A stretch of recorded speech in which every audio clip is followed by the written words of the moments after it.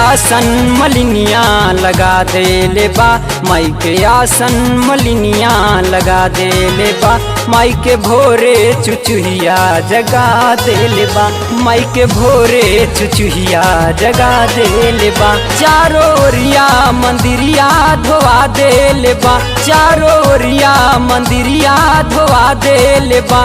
जो चौरिया से चौका पुरा देले बा, पुरा देले बा। माई के आसन मलिनिया लगा देले बा, माई के आसन मलिनिया लगा देले बा।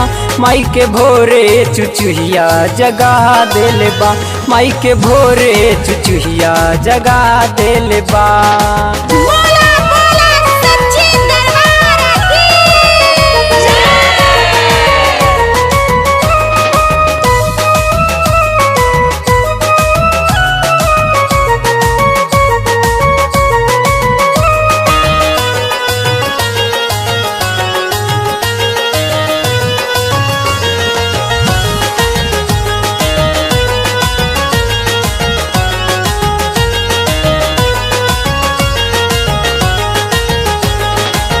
ललकी चुनार माई के भावेला, माई के रूप सुंदर लागेला।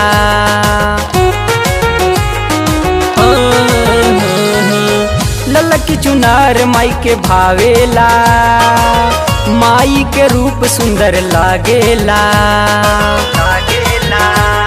मंदिरिया में दियना जरा देले बा, मंदिरिया में दियना जरा देले बा। माई के भोरे चुचुहिया जगा देले बा, माई के भोरे चुचुहिया जगा देले बा। माई के पंडी जिया लख जगा देले बा, माई के पंडी जिया लख जगा देले बा। संघे भैरो के टीका लगा देले बा, लगा देले बा। माई के आसन मलिनिया लगा देले बा, माई के आसन मलिनिया लगा देले बा। माई के भोरे चुचुहिया जगा देले बा, माई के भोरे चुचुहिया जगा देले बा, जगा देले बा। माई के भोरे चुचुहिया जगा देले बा।